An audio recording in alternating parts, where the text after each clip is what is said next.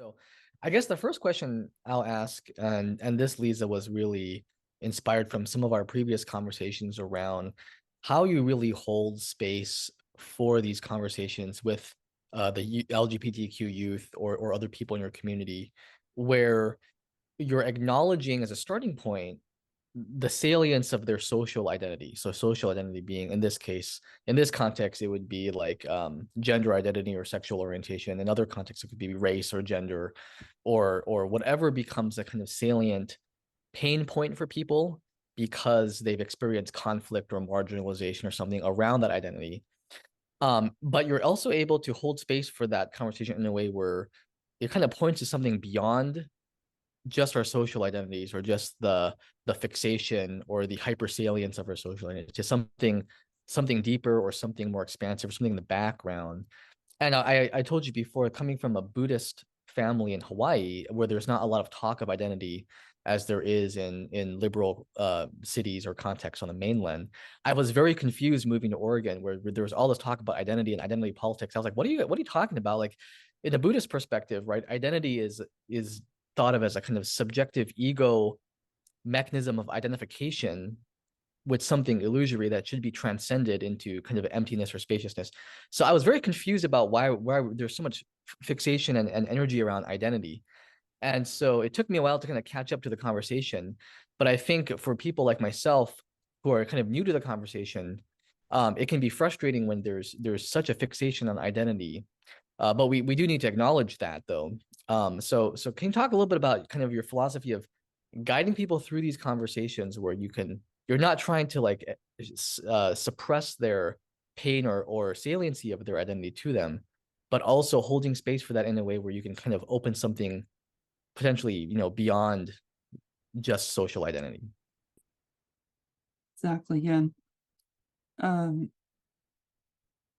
I teach what is known as very akin to Buddhism. It's called non-duality or Advaita Vedanta. Um, Essentially points out that there's not two. And so it points to a greater sense of unity, that there's, at the level of matter or physicality, there appears to be separation.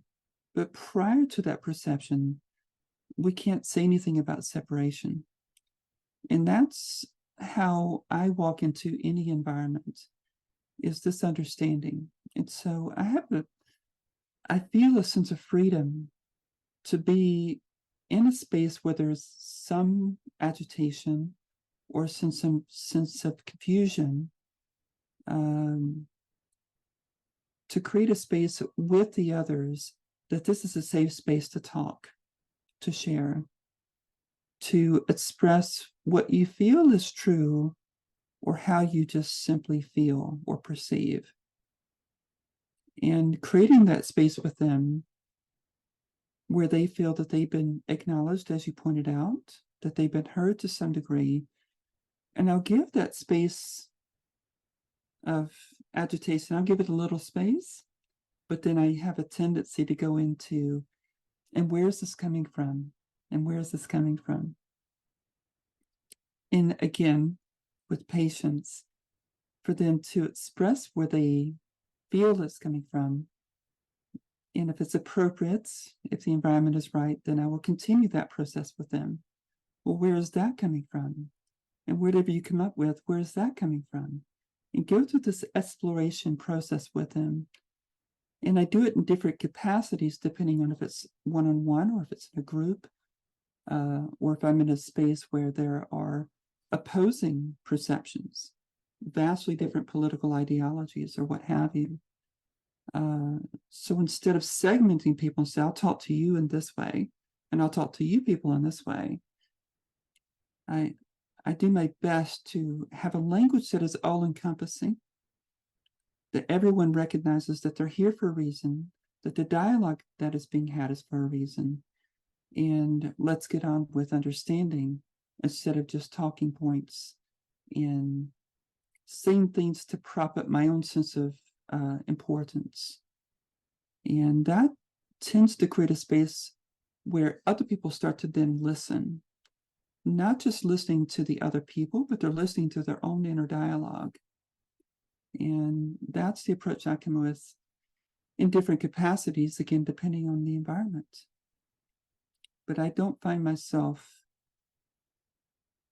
getting caught up or identified with the other people's perceptions or their emotions, which allows me the freedom to be present in their sense of agitation or in their sense of attachments or their space of openness. And if I cannot model it, then how can I come into an environment and expect other people to embody that if I'm not embodying that myself?